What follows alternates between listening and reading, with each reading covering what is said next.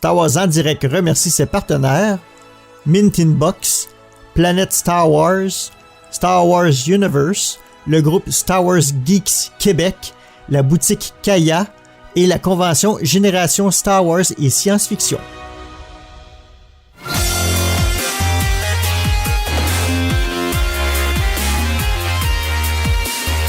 Eh bien, bonjour à tous et bienvenue dans cette nouvelle émission de Star Wars en direct Collector.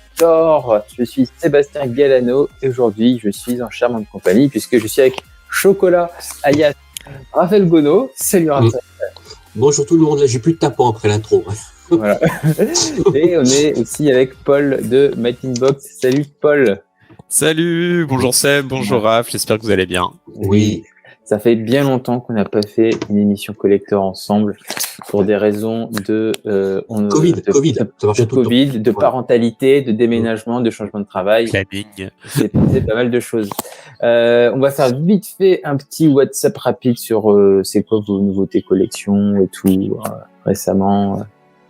Oh, merci Raphaël. Donc Paul, Paul t'as encore des Lego quelques Lego en début d'année. J'ai reçu le Razor Crest d'Hasbro il y a quelques jours. Et j'ai commandé aussi les pins de notre ami Fabien récemment. Voilà, c'est un petit peu près tout. Ouais. Et toi Raphaël? Bah pareil, sauf pour le Razer. Voilà. Et ben moi j'ai tout droit du Japon, j'ai ce magnifique Boba Fett SH Figuarts, voilà, il est magnifique. Tiré de Book of Boba Fett, voilà. Et puis j'ai une nouvelle dédicace d'un monsieur à barbe. Voilà. Clint Eastwood. Clint Eastwood, ouais. Tiens, non. Bref, vous l'aurez reconnu. Bref, aujourd'hui, on va parler de la valeur des produits dérivés. Et c'est un thème qu'on a eu en discutant entre nous parce que on parlait de répliques en résine de l'échiquier du Faucon Millenium qui coûtait je sais pas $500 l'alien par alien, ça c'est un prix dérisoire quoi pour moi. Et on s'est dit mais ce qu'on met comme dément, tu veux dire dément, voilà. Pas dérisoire, dément. Voilà, dément, exactement. Est-ce que ce qu'on met en argent dans notre collection, ça vaut le coup ou pas, voilà. Et qu'est-ce qui fait que un objet de collection va prendre plus ou moins de valeur avec le temps? Quelles en sont les raisons? On va en discuter tous les trois. Et d'abord, on va faire une petite intro en hyperespace comme on les aime. Oh crap! Prepare to jump into hyperspace on my mark. All right, stand by.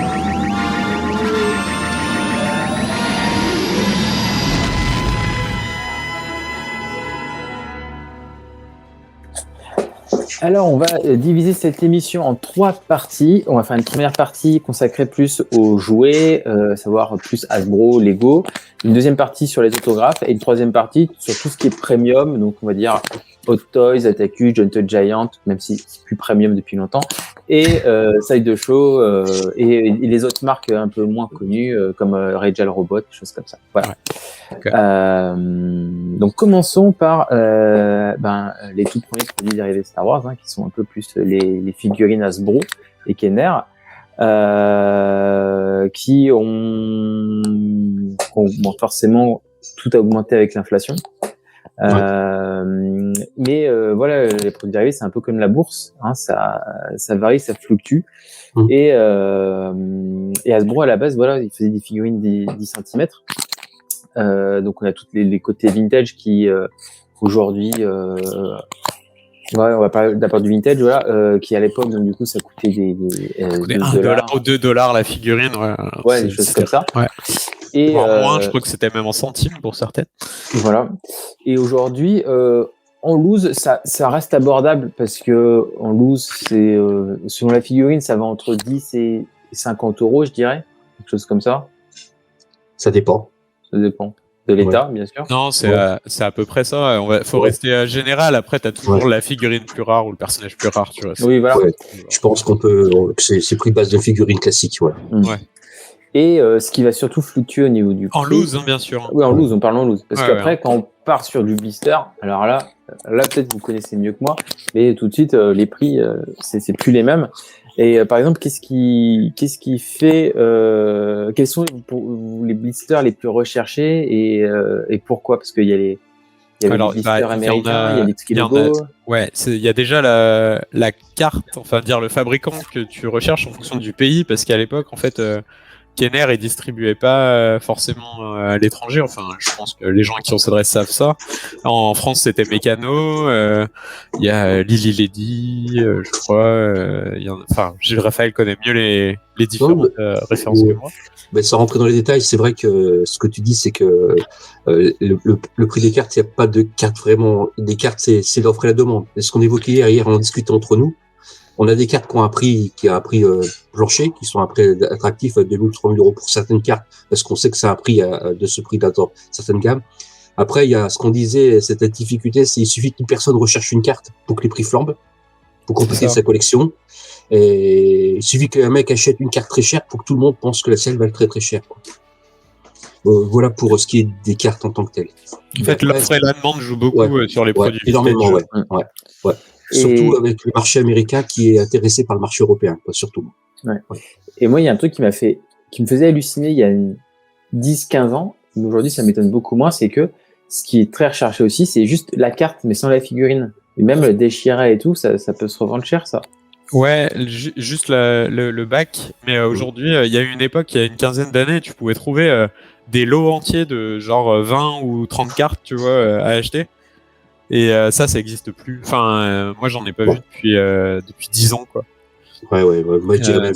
Et il y a un enfin, parce que justement, les figurines sont devenues rares et dures à trouver. Il y a des gens qui se sont tournés en fait vers les cartes. Enfin, quand je parle des cartes, c'est les cartes back, quoi. C'est le carton, quoi, pour les collectionner. Et est-ce que les produits les plus récents, on en parlera tout à l'heure, mais les prix varient encore. Et est-ce que les figurines vintage, les prix sont un peu figés et maintenant ça bougera plus? Encore une fois, c'est l'offre et la demande. Tu peux avoir un blister qui à une période, je sais pas, en fait, c'est quand même un marché très spécifique et genre, tu prends le forum de Rebel Scum, c'est un des plus actifs, quoi. S'il y a des gars qui se disent, aujourd'hui, moi, je commence une collection de cartes mécano, parce que je les ai pas, j'ai toutes les cartes US, ça, voilà. Je veux faire les variantes, et va y avoir 3-4 gars qui vont se dire, moi, je vais faire pareil. Et là, d'un coup, parce que t'as 4 gars qui cherchent des figurines rares, les prix augmentent d'un seul coup. Ouais. Et vraiment, c'est un marché de niche, hein. On est vraiment sur un marché de niche. Ouais, vraiment un marché de niche où les acheteurs sont déjà à fort potentiel financier. L'aspect financier les dérange pas, en fait. Pour compléter une liste, ils feront le nécessaire, quoi. Et sur des cartes à 6 000 euros qu'on a acheté 2 000 euros il y a 3-4 ans en arrière, ils veulent finir en 2 ans ce que des mecs ont mis 15 ans à faire. Voilà. Ouais. Parce que j'arrive pas à me rendre compte, mais quand tu vas en convention sur les stands, des figurines blister, enfin, le vintage en loose, t'en as vraiment partout. Et ça reste encore à peu près abordable. Oui. Mais, vous estimez, alors je sais qu'il y a des figurines beaucoup plus rares que d'autres, mais le nombre de pièces qui existent aujourd'hui dans un blister en bon état, ça se compte en centaines de pièces dans le monde, et aujourd'hui en milliers de pièces. En milliers de pièces, plus de milliers de pièces, moi. Ouais, c'est en milliers, je pense. En milliers de pièces, ouais. Mais après, tu parlais de blister rares, t'as toujours les figurines ultra rares. T'as le fameux Jawa avec les capes vinyles. Est-ce qu'il y en a 1000 des Jawa capes vinyles? Ouais, il y en a une à vendre en ce moment à $7 500. D'accord. Ouais. J'ai vu ça. Luke Skywalker avec son sabre laser, tu sais, le sabre laser jaune, il se rentrait et sortait. Ouais. C'est des micro-variantes, en fait, tu vois. Ouais. C'est vraiment un marché de niche, quoi. Ouais, c'est-à-dire que sur un même produit, tu peux avoir 14 blisters différents parce que c'est pas la même carte, c'est pas les mêmes personnages derrière, c'est pas la même impression, c'est pas le même placement de logo. Donc ça reste quand même. Et tu sais, après, juste sur le loose, moi j'avais eu une idée de display pendant un temps de me dire, tiens, ce serait sympa, tu vois, t'as, je sais pas, un buste Gentle Giant, une Hot Toys, et puis avec, tu rajoutes le Stormtrooper vintage, tu vois, à côté de l'époque et tout, ça, je trouve que ça a de la gueule, quoi, tu vois, d'avoir les 3-4 produits identiques de différentes époques. Ouais. Mais une loose suffit, quoi, donc tu mets 30, 40, 50 euros, voilà. Non, et puis il y a, le marché du vintage, il est en plein essor aujourd'hui parce que du coup, je rebondis avec ça. Il y a Hasbro qui maintenant se remet à ressortir des figurines vintage, mais vraiment avec les moules de l'époque à peu près, et avec le blister de l'époque. et avec des faux trucs abîmés, c'est la rétro collection. Là. La rétro collection. J'ai pas compris l'engouement autour de ça. Des faux trucs un peu abîmés et tout. Alors au début, je trouve que c'était logique parce que ils reprenaient des figurines qui déjà existantes, qui rééditaient, voilà, comme ça. Mais maintenant, ça a eu un tel engouement que ils font ça avec des figurines de personnages récents, par exemple de Mandalorian. Mando, ouais, j'ai vu. Alors qu'ils n'existent pas en vintage. Mais ça s'est arraché en vintage. Vraiment. Bah oui. C'est fou. Voilà. Et c'est vraiment le genre de gamme auquel j'aurais jamais cru, hein, moi personnellement. Ah ouais, autant celles qui existent déjà, donc les rééditions des figurines, des films de la trilogie originale, je comprends, mais autant les figurines inventées en mode vintage, ça je comprends pas. Après, ça fait plaisir à des gens, tant mieux, je veux dire. Ouais, ça sera toujours mieux que Gentle Giant. Ça, c'est un peu la redicate des gens. Mais d'ailleurs, tu sais, Gentle a surfé aussi sur cette vague avec ses. Les Jumbo. Les Jumbo, les grosses. Et ça aussi, ça marche très bien. Ouais, Jumbo, ouais. Non. Donc, après, tu vois, on considère toujours figurines vintage les figurines, on va dire, jusqu'à Power of the Force, en gros. Mais techniquement, les figurines que toi et moi, Seb, on avait quand on était gamin. Donc, Power of the Force, pour situer, c'est 95. Ouais, même avant. Non, je parle des blisters. Les blisters étaient orange. C'est en 95. 95, ouais. Ça, c'est la nouvelle ère moderne. C'est la nouvelle ère moderne, ouais. Aujourd'hui, ça commence à devenir un peu vintage, quoi. C'est totalement vintage. Avec les figurines bodybuildées, là, etc. Par exemple, ah, t'en as peut-être une, tu vois. Alors, non, c'est Hasbro. Non, c'est une récente. Voilà, c'est fou, voilà. C'est Hasbro qui a ressorti les Black Size avec les blisters de l'époque. Ouais, quand tu vois que Hasbro ressort les blisters des années 90, tu commences à te dire que nous, on a eu aussi une partie. En fait, c'est le vintage de notre génération, en fait. Ouais, c'est ça. Voilà. Juste pour rester dans le pré-vintage, j'avais une dernière question, après on passe à autre chose. Il y a la différence de prix entre la loose et, enfin, même dans les figurines récentes aujourd'hui, la différence de prix entre du loose et du blister, on peut passer du simple au double. Facile. Même au triple. Mais avec le vintage, tu fais x20, x40. Ouais. Alors comment on explique cette énorme différence de prix avec le vintage qu'on n'a pas avec les plus récents, quoi? Après, moi, je suis collectionneur. Tu le sais, moi, je suis collectionneur de. J'aime la boîte, quoi, tu vois. Ah oui, je sais. Et je peux comprendre qu'une figurine vaille beaucoup plus d'argent dans son blister parce qu'elle est considérée vraiment comme neuve et tout. Alors après, tu vois, je comprends quand il y en a qui mettent leur carte sous acrylique que tu puisses même plus sortir parce que ta carte, elle reste. C'est ce que je fais, moi, ouais. Les acryliques, ouais. Elle reste très belle, pour pas être abîmée. Je comprends que ça soit un délire et qu'il y a des gens qui vont trouver ça complètement fou parce que au final tu peux même pas la toucher. Mais c'est le produit en lui-même. Je pense que vraiment le fait que le prix explose, c'est parce que tu collectionnes un produit de l'époque. Tu vois, tu veux vraiment quelque chose qui est quand t'as une figurine de 77 dans son blister, t'es à l'origine de Star Wars. En vrai, et je pense qu'il y a un peu une symbolique. Ouais, puis culturellement, c'est-à-dire que nous, dans les pays européens, on a l'habitude d'ouvrir les blisters, alors qu'aux États-Unis, de le garder en tant que tel, comme un jouet global, quoi. T'as ceux qui l'ouvraient pour jouer, et ceux qui, déjà, à leur enfance, le gardaient dans leur boîte, parce que ça faisait partie de tout l'ensemble, quoi. Et alors que chez nous, c'était t'ouvrir parce que t'avais pas cette notion de collectionner, choses comme ça, quoi. Ouais.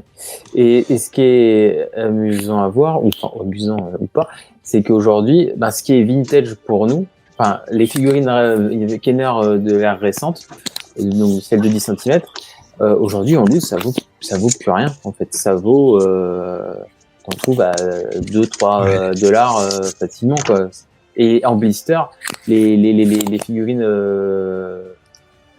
Power of the Force c'est à ce blister là que je pensais alors faut aussi penser aux gens qui ne verront pas. Donc Raphaël, toi tu montrais là un blister R2D2 vintage, c'est ça? Ouais. De la série Droids. Ouais, c'est ça, Galistoy, ouais. Voilà. C'est pas chez nous, ça, ouais. Mais c'est pour dire que, pour revenir, je pense, sur le prix, c'est vraiment une histoire de marché, je pense. Et tu vois, quand tu veux finir une collection, que ça fait des années que tu collectionnes et qu'il te manque qu'une pièce, t'es prêt à mettre l'argent qu'il faut parce que t'as la ras-le-bol d'attendre, entre guillemets, quoi. Et tu vois, les figurines Power of the Force de 95 qui se sont quand même bien vendues. Oui. Et comment t'expliques qu'on en ait encore un stock immense en blister et que ça se retrouve à $5 dans des braderies? Parce qu'il y en a trop, justement. Ils en ont fait trop. Parce que déjà en 95, les figurines de 77-80, enfin 78, là 80 et tout, elles étaient déjà un peu rares, tu vois. Ouais. Donc les blisters que tu trouvais, ils avaient déjà une certaine valeur, entre guillemets. Je pense que même sans attendre des milliers d'euros, je pense que peut-être des fois tu pouvais dépenser 1000 francs à l'époque dans une carte. Et donc il y a des gars qui se sont dit ça va devenir ça va prendre de la valeur, donc je le laisse en blister. Mais sauf que c'était une époque l'édition spéciale c'est comme la menace fantôme, tu vois. Oui, l'épisode 1, ça a été le début de l'avalanche de produits. Alors, en vrai, une figurine épisode 1 sous blister, il y en a eu des ça se retrouve à 10 euros aujourd'hui. Ouais, voilà. 10 euros, même là, tout le monde a acheté un Dark Maul qui voulait les laisser dans son emballage, et même moi le premier, et bon, je suis très content de l'avoir encore. Mais après, c'est plutôt culturel aussi, c'est-à-dire que la distribution n'était pas la même. C'est-à-dire que c'est les grandes enseignes qui ont distribué tous ces produits, épisodes 1, 2 et 3, alors qu'à l'époque, c'était pas les grandes enseignes qui distribuaient les produits, quoi. C'était les magasins spécialisés. Donc déjà, c'était restreint, déjà, aussi. Et à propos de la distribution, Raphaël, j'allais y venir parce qu'en fait, tu fais passer la conversation sur un sujet récent des figurines récentes. Ouais. C'est que les figurines récentes, alors moi qui suis ça pas mal, il y a beaucoup d'annonces et je trouve que Hasbro c'est mis à faire des annonces régulières, soit tous les vendredis pendant une période ou tous les mois il y a sa série qui sort. Mais si tu la précommandes pas, tu l'as pas.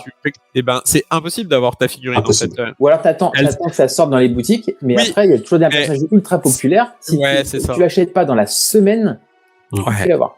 T'as plus de réassort et en grande surface c'est mort, ça n'existe plus quoi. Ou en magasin de jouets il y a très peu de choix. Donc si tu veux vraiment un personnage, il faut le précommander. Mais comment ça parce que il y a une Black Series, tu vois, qui est sortie, je sais pas, il y a 5-6 ans maintenant. En fait, sauf s'ils la rééditent dans les gammes, tu sais, toi tu suis ça pas mal, mais ils refont les scans des visages de certaines qui sont sorties, avec la gamme archive pour les Black Series. La gamme archive, voilà, ouais. Et alors sinon, une vieille figurine, tu la retrouves pas quoi.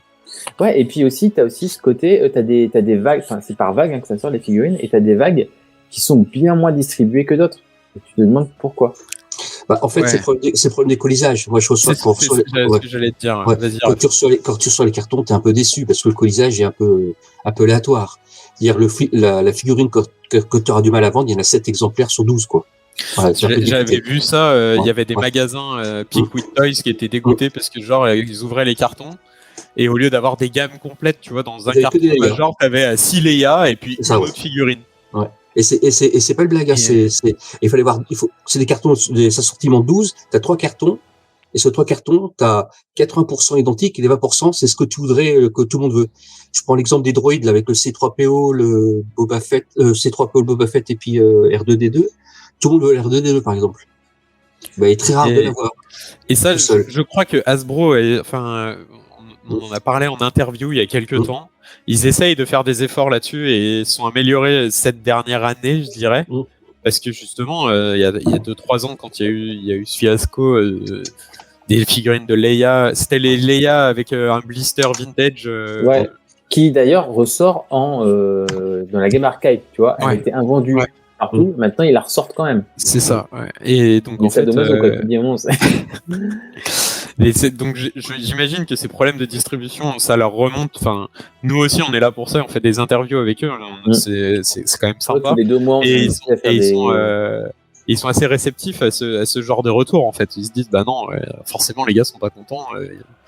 Les conditionnements sont pas du tout adaptés, quoi. Et nous, on dit ça en tant que collectionneur, mais t'imagines la boutique qui est petit revendeur et qui reçoit son colis et dedans il a 6 fois la même figurine et 2 fois les autres. Puis après, comment tu peux justifier qu'une vend 40 €, puis l'autre 20 €, quoi. Alors que pour les gens, c'est la même vague. Et il y a des boutiques qui, eux, savent très bien quel personnage va être populaire. Et en fait, le day one de la mise en vente, elle est à 5 € plus cher que les autres.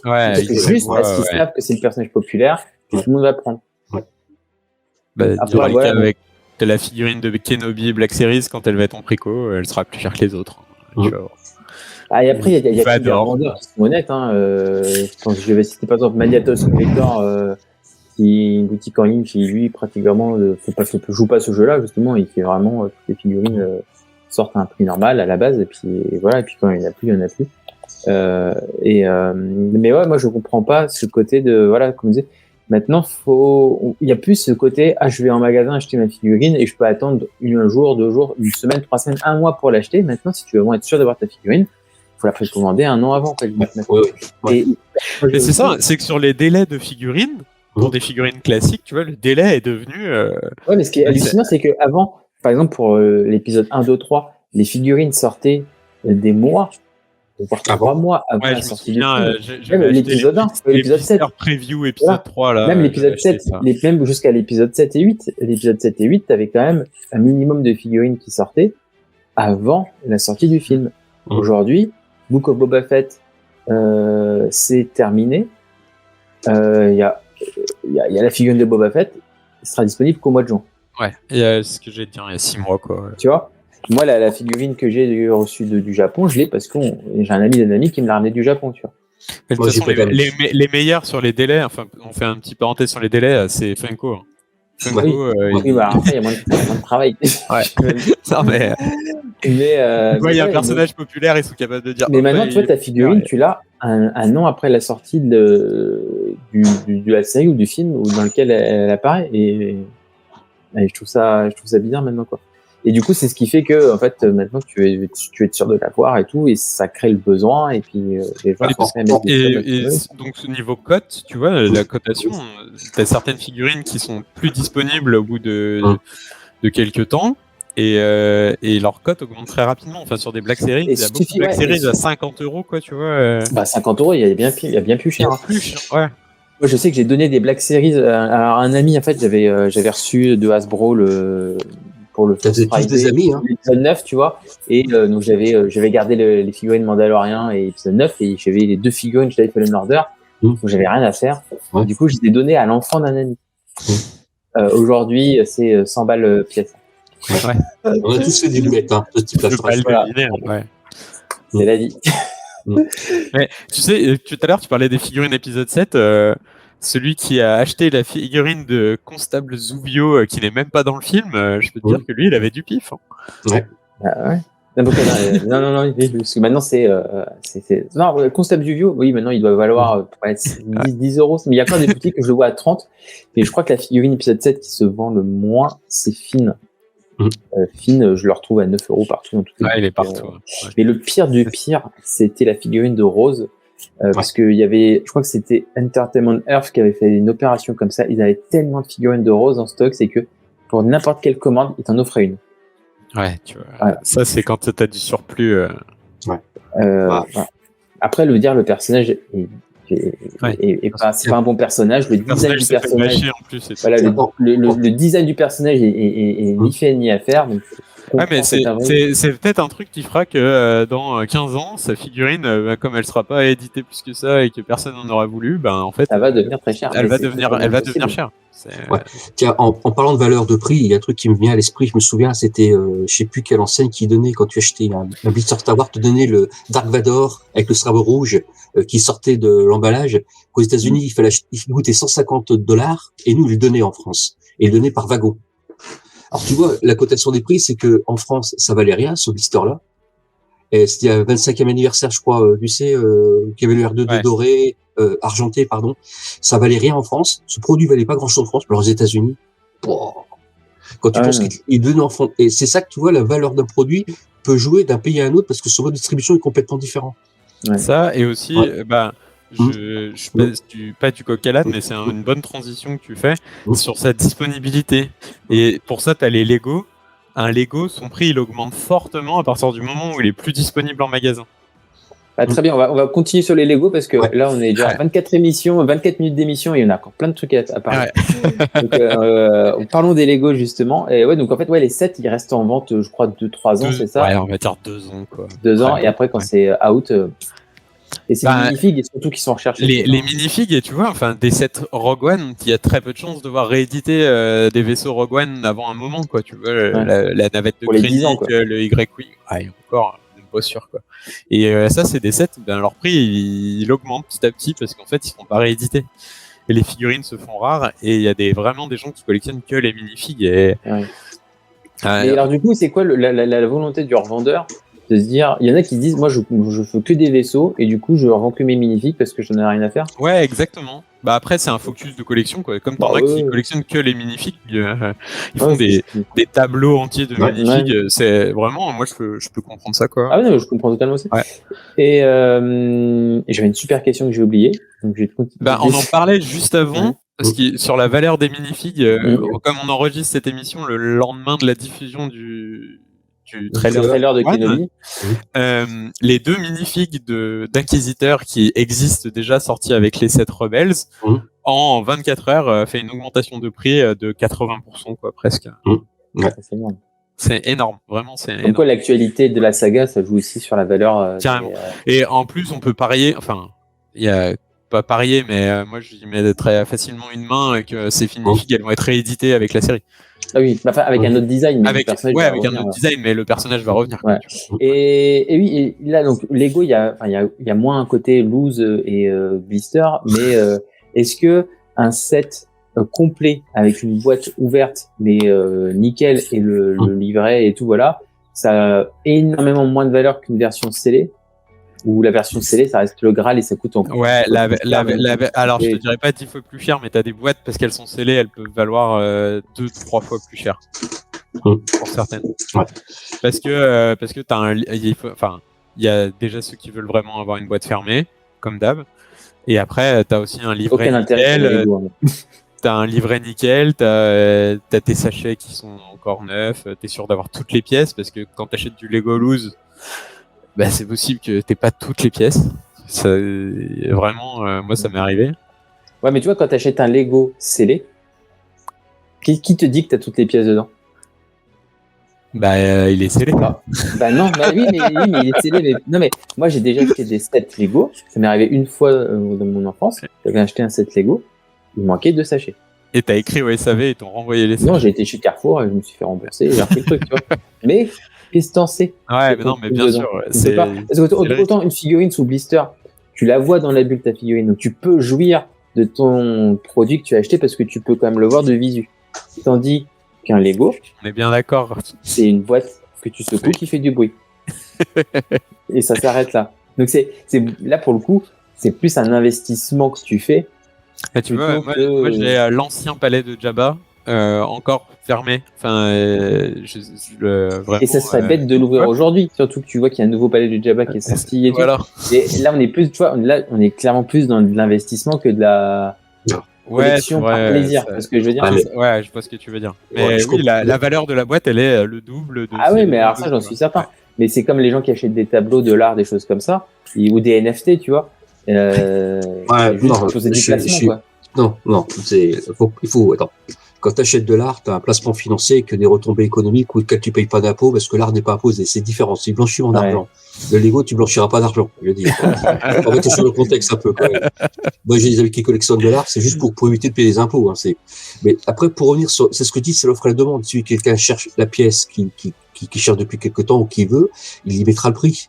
Donc après, il faut pas croire que parce que t'as une boîte scellée d'origine qu'elle vaut ce prix-là. Il suffit plus personne d'acheter ce qu'elle a besoin, c'est ça. Mais tu vois, le book de Boba Fett, ça a fait remonter un peu la cote de ce set palais de Jabba parce que il est pas ressorti depuis 10 ans, donc en fait, il y a que celui-ci avec la fosse du Rancor, quoi. Ouais. Et peut-être que dans 2 ans, tout le monde en aura plus rien à faire, et donc. Et tu vois, ils en ont ressorti un. Est-ce que le fait d'avoir ressorti récemment le palais de Jabba mais version Book of Boba Fett, ça a fait baisser la cote de l'ancien? Justement, ça l'a fait monter. Parce que c'est un peu un complément, en fait. Le nouveau, c'est un peu un complément de celui qui existait. Ouais. C'est bizarre. Ouais. Non, mais, attends, on est tous d'accord sur le fait de la bizarrerie du marché des produits Star Wars. C'est plus de bizarre, c'est moins bizarre peut-être pour l'ancien parce qu'on a du recul, mais sur le nouveau, on n'a pas de visibilité, quoi. Parce que si demain Lego peut plus fabriquer ses produits pour des problèmes économiques ou des problèmes de plastique ou choses comme ça qui fait qu'on peut plus fabriquer ce type de produit, peut-être que ça fera monter les prix ou baisser les prix, ou peut-être que demain on va je veux dire, c'est tellement sensible. C'est pas comme comme les Hasbro, les Kenner qui ont 30 ans ou 40 ans de vie déjà. Lego aujourd'hui, ils sont sur de la fabrication classique, je veux dire, on est bien d'accord, de la réédition surtout, ce que font Hasbro, Lego le fait aussi. D'accord, quand tu vois le palais qu'ils ont fait, on est bien d'accord, on retrouve les mêmes briques pratiquement. C'est qui change des figurines. Après, je pense pas que nos figurines d'aujourd'hui ou nos sets et tout prennent la même valeur que les figurines des années 70, tu vois. Tout à fait. Enfin, 80 blister dans 30 ans, je suis pas sûr qu'on trouve. Je suis pas sûr qu'on trouve les mêmes prix dans 30 ans, quoi. Parce que là, les Lego, c'est surtout acheté pour des papas, pour leurs enfants, mais surtout pour eux qui les achètent, quoi. On est bien d'accord. Voilà. Ah ben.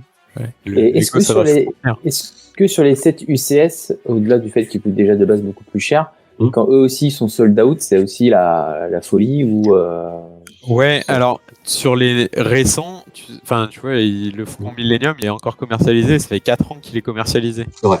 Mais quand il l'était, la première version UCS, parce que tu vois à quoi oui, je vois très bien, ouais. Bah, son prix, il a pas, il vaut toujours autour de entre 1005 et 2000 euros cette version-là, quoi. Et son prix, au final, il a pas bougé plus que ça, quoi. Ouais. La nouvelle version, elle a pas fait chuter forcément, quoi. Ouais. Et pourtant, la nouvelle version est mieux, à mon goût, est beaucoup mieux. Ouais.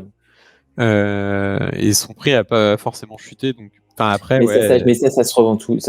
Maintenant que t'as le nouveau qui est sorti, qui est aussi magnifique et tout, il y a quand même des gens qui cherchent encore l'ancien. Ouais, parce que c'est comme pour la figurine, t'as les complétistes, quoi. T'as des gens qui veulent. C'est comme leur 2D2. Leur série UCS, ouais. Tu vois. C'est comme leur 2D2, je veux dire, entre les deux, les variantes sont pas. Ouais, c'est ça. Juste deux petits Lego changés de couleur, mais ça reste la même dans sa structure, quoi. Dans sa structure, ça reste le même, et le prix de l'ancien a pas forcément plus bougé, alors que le nouveau qui est sorti est mieux fini quand même. Exactement, ouais. Donc tu vois, c'est. Est-ce que tu penses que lui, c'est le nouveau Faucon Lego là, quand il sera plus commercialisé, ça va doubler de prix dès le lendemain ou ça prendra plus de temps? Je pense que ça prendra plus de temps parce qu'il y en a eu plus, surtout. Il y a l'époque du premier Faucon, j'ai l'impression que c'est Lego recommençait un peu à sortir la tête de l'eau, quoi. C'était dans les années 2000, début des années 2000, et Lego se relançait avec les licences. Ouais, exactement. Il y avait moins d'engouement aussi qu'aujourd'hui autour de la marque, j'ai l'impression. Ouais, parce qu'on s'habitue au prix des Lego aussi. Ce qu'il faut dire que la difficulté des Lego, non mais on est bien d'accord. Quand tu vois le prix des sets, psychologiquement, on s'habitue aussi à ce prix-là. Parce qu'avant, on avait du mal à quand même. Sur un petit set Star Wars déjà vendu 100 €, je pense pas qu'on fera des flips à 300 alors qu'ils ont 800 pièces, tu vois. C'est. Ouais. C'est bizarre. Avec les premières figurines à 15 € que t'achetais avec la petite boîte avec le personnage, le petit vaisseau, les tout premiers, où là, tu peux les vendre le double. Mais c'est vraiment occasionnel, quoi. Et est-ce que Lego, c'est comme les figurines Hasbro, dire que tu as les sets qui sont très populaires et qui prennent de la valeur, et tu as aussi des sets impopulaires qui, aujourd'hui, tu les retrouves bradés aussi également? Parce que j'ai moins l'impression de ça. Ouais, mais je suis assez d'accord avec toi parce que, par exemple, tu prends la gamme qui est sortie, tu sais, pour la gamme anniversaire de Lego, là, avec ils ont refait les minifigs jaunes et tout. Le Snowspeeder et le Podracer, il y en avait plein les rayons. Le Snowspeeder, personne en voulait. Le Podracer, puisque très populaire, et il y en a eu beaucoup. Et aujourd'hui, qu'ils n'existent plus, j'ai l'impression que leur prix, il a augmenté, tu vois. D'un coup, tout le monde veut des Snowspeeder. Tu vois, le Snowspeeder, je l'ai aussi offert à qui j'ai offert les figurines de Challenger. Donc non, mais faut vraiment pas te faire confiance, quoi. Hein. Tous les trucs que tu gardes, c'est dis-nous les trucs que tu gardes, nous on investira sur le reste. Je n'étais pas papa à l'époque. Je n'étais pas papa à l'époque, et maintenant que je suis papa, je garde tout. Ah Seb, je suis ton ami. Parce que t'offres toi tes amis, je me dis qu'il y a peu de chance. Il fait des cadeaux de Noël, il prépare les cadeaux de Noël de son fils pendant 2-3 ans. C'est ça. Mon fils a déjà il a déjà un Faucon Millennium avec Han Solo et Chewbacca. Il a même une Black Series que Raphaël lui a offert, tu sais. Il a 2 gros goûts. Voilà, il est bien équipé, Gaspard. Il est bien équipé. Ouais. Ce n'est que le début. Sa mère espère que non. Voilà. Bon, est-ce qu'on a fait le tour sur tout pour Lego, sur tout ce qui est jouet, on a à peu près fait le tour. Juste une petite notice sur les pop, parce qu'il y en a beaucoup. Alors, la pop, le prix ne bouge pas, il chute même pour la plupart du temps, sauf quelques exceptions où tu as des pop qui valent plus de 100 €. Et là encore. Ça, c'est celles qui sont vendues en convention ou même les exclusions. T'as des conventions exclusives. Genre, je sais que t'as un Grievous, parce que Grievous a été édité qu'une seule fois en convention, tu vois. Ce qui est aussi une erreur à mon goût, mais bon, voilà. Mais surtout que Pop, en fait, alors avant les conventions exclusives, ça valait le coup parce que c'était vraiment des nouveaux skulls, des choses différentes. La dernière célébration, c'était juste il est repeigné en doré ou en bleu et puis basta. Ouais, quoi. c'est ça. Et puis maintenant, t'as souvent, c'est marqué Convention exclusive, et puis en fait, en Europe, elle est distribuée d'une autre façon, en Asie d'une autre façon, donc en fait, ça veut plus trop dire grand chose. Voilà. Et surtout qu'en fait, les Pop, t'as pas cette question de blister scellé ou pas parce que de base, les blisters sont pas scellés. C'est-à-dire qu'une Pop, tu peux l'ouvrir et la refermer sans abîmer le blister. Je sais pas, j'ai jamais fait ça. Ah bah moi j'ai des Pop, je peux te dire, j'ai quelques Pop et il n'y a pas de scotch. C'est pas scotché. C'est-à-dire que tu peux, c'est vrai. Tu peux les retirer. C'est pas scotché. Tu peux les retirer et aplatir le blister, le ranger à plat. Et quand tu veux le remettre dans le blister, tu peux le faire sans abîmer le blister. C'est-à-dire que des Pop scellés, ça n'existe pas.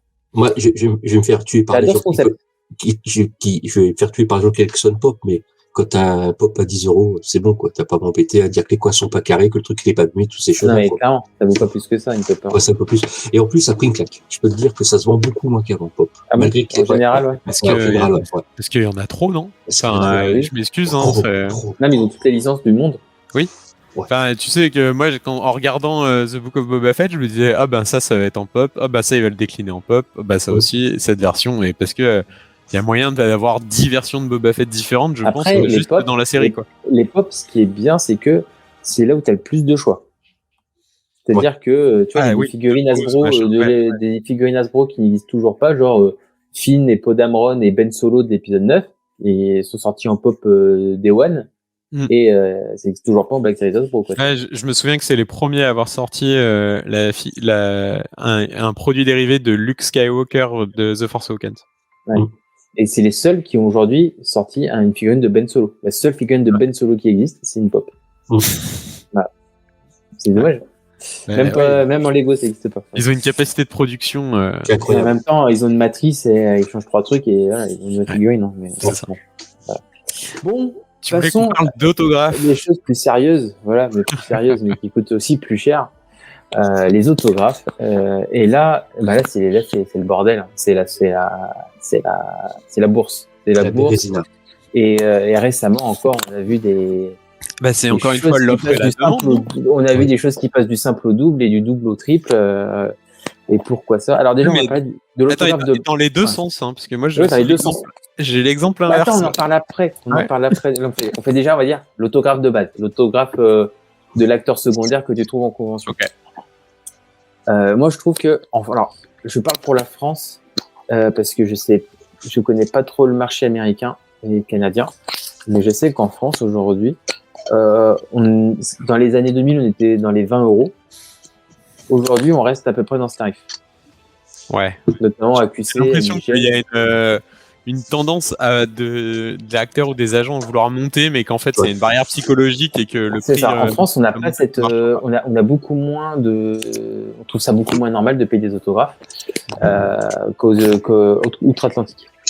Donc, du coup, je pense que... Et après, si, c'est quand même... Je pense que les organisateurs de conventions... Et je pense notamment à la Génération Star de Science-Fiction AQC, où je pense que les organisateurs expliquent bien aux agents et aux acteurs qui sensibilisent là-dessus que, en fait, les gens n'ont pas un budget limité et que c'est un grand public qui veut ces conventions-là et que, certes, il y a des gros collectionneurs comme nous, mais il y a aussi des gens qui veulent leur ramener juste un petit souvenir et vont pas se permettre de dépenser ça. Il y a un acteur qui est à 20 € à QC, il peut être à $50 aux États-Unis, quoi. Et là-bas, c'est la norme. Et moi, je voudrais surtout, on parle de l'évolution des prix et on va parler surtout des célébrations où jusqu'en 2015, l'acteur de base, on pouvait s'acheter facilement un autographe pour $20. Ça se trouvait pour $20. Et là, on était étonnés. Il y a ton micro qui tape. Ah, pardon. Ouais. Donc, on pouvait s'acheter des autographes pour $20 facilement jusqu'en 2015 dans les conventions célébration. Et on a vu en 2019, on a été assez halluciné de voir ça. Donc, ça avait aussi changé d'organisateur, donc c'était Official Pix. Et en 2019, c'était Tops, qui n'existe plus d'ailleurs, qui ne fait plus d'autographes ni rien, c'est fini. Mais du coup, celui qui était à $20 en 2015, il est passé à $50, voire 60 en 2019. Et le pire, c'est que Et le ils reviennent QC un an plus tard, ils sont re à 20, quoi. Ouais. Donc, Ouais, après, c'est aussi alors, célébration, tu sais, c'est un peu particulier parce que j'ai l'impression que tout le monde veut un peu sa part du gâteau. Ouais. D'abord, en célébration, c'était Quand tu vas à QC, le bon plan. Ouais, maintenant, non, mais c'est quand devenu tu l'arnaque. vas à QC, c'est l'acteur qui prend sa partie, son agent à la rigueur, sûrement peut-être une partie, je sais pas comment il s'arrange. Mais j'ai l'impression que quand tu prends une convention comme Célébration ou peut-être un Comic-Con, tu vois, l'acteur va avoir sa partie, l'agent va sûrement avoir sa partie, mais l'organisateur qui a organisé tout le hall autographe, il veut aussi prendre sa com. Et puis peut-être même que l'organisateur de toute la convention, Pop, il dit, Reed Pop, là, ils disent, bah nous, on va vous prendre, vous avez, je sais pas combien enfin, c'est des centaines de mètres carrés au sol, tu vois, c'est beaucoup. Et qu'ils leur disent, bah pour tout ça, nous, on vous prend une com sur ce que vous allez vendre, tu vois. Et je pense que c'est pour ça que le prix, il explose. Enfin, tu vas me dire, après le prix, il explose, on les a achetés quand même, donc bon. Ouais. Non, c'est pas vrai. Enfin, à part quelques-uns, je veux dire, moi, je me. Non, mais les rares, on les a achetés. Les rares. Non, mais les rares, on les a achetés. Ceux qui étaient à $50 et on sait la convention à côté, et le lendemain, ils vont être à 20, on les a pas pris. Non, nous, on a pris du Hayden Christensen à $200, ben, c'est la cote. Tu vois? Ouais. Du Wayne McDermid à 150, 100, c'est la cote. C'est la cote haute, mais c'est la cote.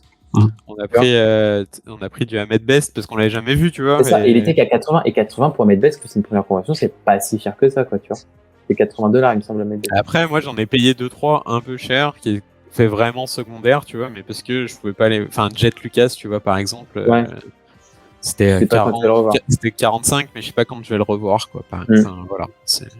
Et voilà. Donc ça, c'est pour les autographes, on va dire, de base en convention et tout. Et le Covid est arrivé, moins de conventions, et du coup, c'est développé les private signings. Alors, les private signings, rapidement, qu'est-ce que c'est?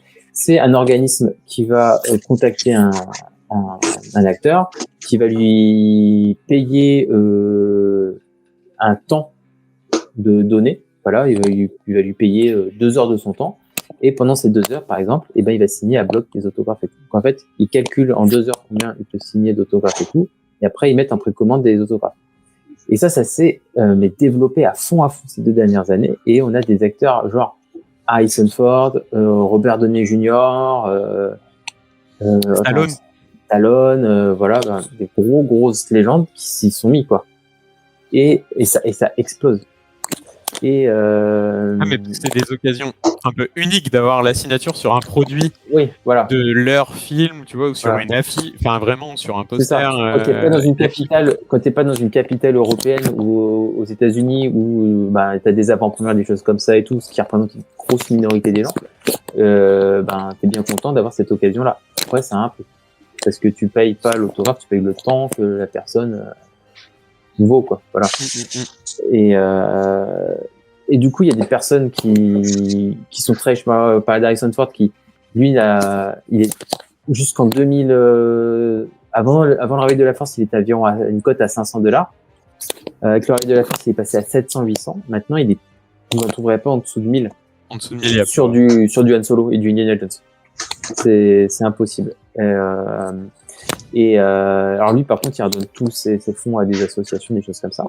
Mais lui, par contre, tu vois, il décotera jamais. Il fera que monter.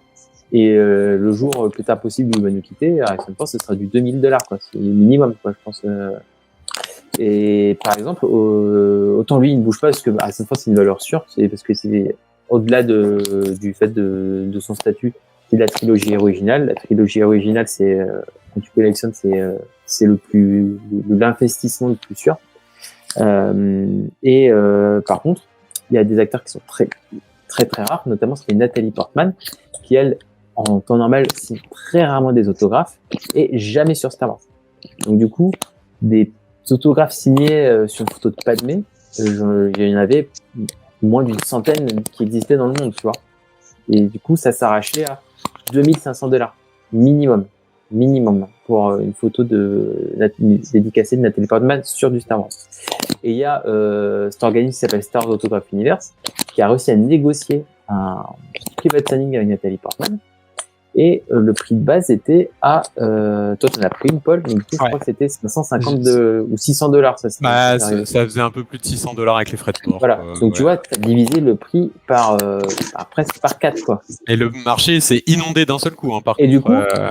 Du coup, vu qu'elle était très rare et on te la propose à $600 quand la cote était à 2500 minimum, plein de gens se sont précipités dessus. Et aujourd'hui, Nathalie Portman, des autographes à $600, t'en trouves facilement, quoi. Parce qu'il y a déjà un inventaire qui est encore disponible.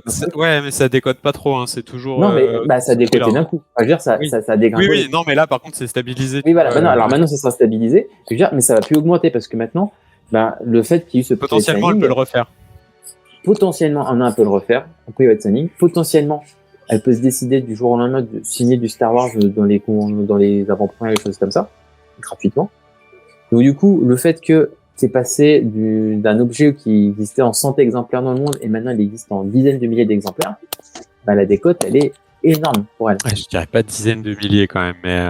des milliers. Enfin, je pense qu'il y a 5000 pièces qui traînent. Je sais pas combien il y en a. J'aimerais beaucoup savoir. Moi, je pense qu'il y a au moins 5000 pièces qui traînent.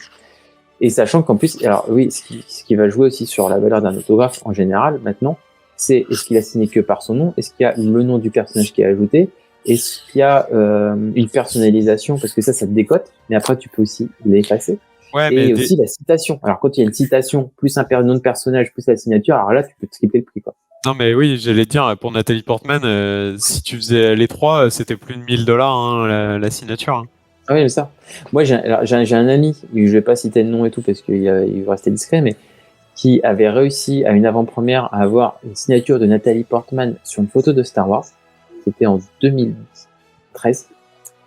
Il l'a échangé contre un autographe vintage d'Harrison Ford, plus un autographe vintage de George Lucas. Ces deux trucs valent aujourd'hui $2000 pièce. Tu vois. Et le mec, il avait juste une autographe de Nathalie Portman qui est une pièce hyper rare et plus c'était sur une photo officielle, tu vois, donc ça valait. C'était vraiment je rare. pense qu'aujourd'hui, et je sais qui est cette personne, elle fait la gueule d'avoir fait ce trade. Et mon ami qui a échangé, je pense qu'il a fait le caisse du siècle. Il a vraiment fait le caisse du siècle. Après, t'as aussi les acteurs morts qui ont des codes qui augmentent. Tu prends Carrie Fisher, les dédicaces de Carrie Fisher, elles sont passées de $120, $150 à maintenant 600, 700, 800. À la base, elle était en convention, elle a jamais dépassé les $100 en convention. Ouais. Même à cette opération, c'était juste 80, je crois. Et à sa mort, c'est passé à 200. Et aujourd'hui, on est sur 600, 800. Et par contre, sur les photos de l'épisode 7, parce que la dernière convention qu'elle a faite, c'était Célébration Europe à Londres. Oui. Et en fait, il y avait Ben Stevens de Official Pic qui expliquait tout le monde prend des autographes de la trilogie originale, personne ne prend de photos de l'épisode 7. Du coup, il y a très peu de photos signées d'elle de l'épisode 7, et ça maintenant, aujourd'hui, ça vaut 1500 minimum. Ah ouais. Voilà. Et tu prends aussi des acteurs qui ont beaucoup signé, je pense à Kenny Baker ou à Dave Rose, même eux, leur cote, elle augmente un peu, tu vois. Ah ouais, maintenant, ils sont à 100. Et pourtant, le marché, il est inondé. Hein. Ouais, et Jeremy Bullock aussi, tu vois. Ouais, c'est entre 100 et 200, quoi. Et ça se revend. Ça se revend, même si le marché est inondé. Et tout à l'heure, je te parlais dans l'autre sens. J'ai en exemple... j'ai perdu son nom. Qui joue Jyn Erso. Felicity Jones. Felicity Jones, elle avait signé à $600 à Célébration. C'était pas 300 ? Non, c'était 600. Ah, et maintenant, tu en retrouves à 150. Hein. C'est 150, ouais, tu vois. La nouvelle cote, c'est 150. Ouais. Et Mark Hamill, lui, qui n'a pas signé qui n'a fait aucune convention depuis 2017, il était, la dernière convention qu'il a faite, il était à $300. Ouais. Pour dire, en 2016, la célébration, il était à 180, et je crois qu'après, il était monté à 300 en direct, $300.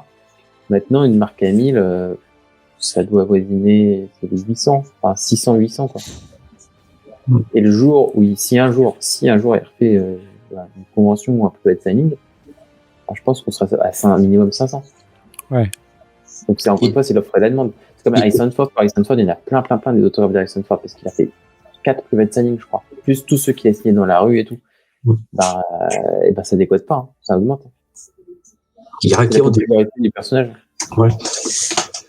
Ouais, après, c'est comme tout, comme vous dites, là, je vous écoute parce que j'ai aussi des autographes depuis pas mal d'années. Moi, quand je vois les prix au prix que je les ai eus quand j'étais jeune, donc vous étiez pas nés. Et maintenant, je vois vraiment, voilà. Moi, des Jeremy Block, je dois en avoir 10 exemplaires, des Anthony Dianes, je dois en avoir des quinzaines, des Kenny Baker, je dois en avoir des 10 ou 3, pareil, des Dark Vador, j'en ai tellement que je sais même plus quoi en faire. Mais c'est vrai que, je pense que il y aura toujours une demande sur les plus récents parce que les anciens, tout le monde les a vus parce que depuis le temps qu'ils étaient sur le marché, on pouvait les avoir aussi. Et les nouveaux sont beaucoup plus difficiles à obtenir, je trouve, que par rapport aux anciens. Les nouveaux acteurs sont plus difficiles à la signature pour certains. Alors ça, c'est vraiment au cas par cas. Par exemple, tu vois, moi j'ai eu l'occasion de rencontrer Oscar Isaac. Ouais. Le mec, il a une crème, il m'en a signé 3 dans la même journée, quoi, tu vois. Mais adorable. Et mais dans ces conditions-là, ça dépend aussi beaucoup le jour, l'humeur. Non, mais lui, il est connu pour être super sympa de base, Oscar Isaac. Mais par exemple, je sais que Daisy Ridley et Adam Driver, ils sont beaucoup moins comme ça quand tu les croises dans la rue. Et quand ils font des private signings, ils sont à $300. Je trouve que $300 pour les personnages principaux de la post-logie, c'est pas déconnant. Et nous, à Célébration, Paul, on a fait une affaire parce que il y avait un organisateur de private signing qui vendait son surplus et on les a eu à $150. Ouais, je crois par là. Ouais. Et on avait fait négocier les deux. Ouais, c'était une très très bonne affaire ça. Et par contre, il y en a. Alors là, c'est très récent d'ailleurs. C'est l'acteur qui joue Chris Anton dans The Book of Boba Fett, qui joue le Wookiee là, tout noir là, chasseur de primes. J'ai vu lui, son prix, il est de 55 livres. Donc en gros, 55 livres, vous êtes à $70 et 65 €, quoi. C'est totalement indécent pour le rôle qu'il a, quoi. Le mec, il sait juste que le design de son personnage est cool. Et donc, du coup, il va justifier un prix énormissime pour signer. Donc, moi, je pense que ça va pas attirer tant de monde que ça. Et que... Non, mais c'est toujours pareil. Est-ce qu'il n'aurait pas intérêt à en signer 200 à 20 € plutôt que je pense 50 que à 70, je pense qu'il s'en rend pas compte. Je pense qu'il est trop gourmand et que, ouais, voilà. Je pense que tu le mets, il est même à 30. Moi, à 30, que je l'aurais. À 50, je lui dis, t'es mignon, mon coco, on se revoit dans 10 ans quand tu auras décoté bien comme il faut et peut-être qu'à $10, je te la prendrai, je t'avais dit. Ce sera jamais $10. Mais voilà, il y en a qui, sous prétexte que c'est un truc d'actualité récent, ils vont faire des prix exorbitants. Et c'est comme, il y avait Fabien qui m'expliquait à QC que certains acteurs demandaient des garanties exorbitantes pour des rôles c'est pas si important que ça, quoi. Ouais. Donc, je trouve que ça, c'est dommage. Et pour finir sur les autographes, il y a aussi une autre chose qui influe sur le prix, c'est de ça. Il y a 2 choses. Déjà, il y a la qualité de la signature. Donc, à partir du moment où c'est dans un private signing ou une convention, c'est le top du top parce que l'acteur est sur sa table, il signe tranquillement, vous avez une belle signature, vous voulez généralement la couleur que vous voulez. Après, quand vous faites signer dans la rue et que c'est le rush, la signature, elle n'a pas la même gueule. Du coup, elle n'a pas le même prix aussi. Ça joue beaucoup. Et l'emplacement de la signature, si c'est du noir sur du noir, forcément, ça va décoter la pièce. Que si c'était du noir sur du blanc, quoi, tu vois. C'est ces choses-là. Et c'est pareil, si les autographes qu'on achète à des gens qui font signer dans la rue, un certificat d'authenticité de leur part, ça ne vaut rien. N'importe qui peut faire sur Photoshop un certificat d'authenticité et te dire c'est toi. Il faut, pour le coup, les faire authentifier par des organismes reconnus. Ça a un prix, mais ça permet aussi d'augmenter la cote de sa dédicace. Voilà. Si vous avez d'autres choses à redire sur les autographes. Non, je pense qu'on a bien fait le tour là. Ouais. Tu veux qu'on parle des produits un peu plus... c'est ça, on va passer à la dernière partie de l'émission, c'est-à-dire les produits un peu plus premium en termes d'objets, pas d'autographes, parce qu'il y a des autographes qui peuvent être très premium, mais voilà, pas des jouets, mais des véritables objets de collection. Alors là, il y a vraiment beaucoup de marques. Ouais. Je vais passer très vite sur Atacus, qui eux étaient les premiers en fait dans le monde, hein, a priori, à faire des statuettes de qualité comme ça. Eux, ils ont beaucoup décoté, j'ai l'impression. Sauf que le premier Dark Vador. Le premier Dark Vador. Il a 800, ouais. D'ailleurs, mais 800. non, mais il est à 800, mais tu vois, le premier Dark Vador, il y a 10 ans, il était à 1200. Ouais. Comme quoi, ça décote quand même. Ouais. Oui, vu comme ça, oui. Ouais, bien sûr.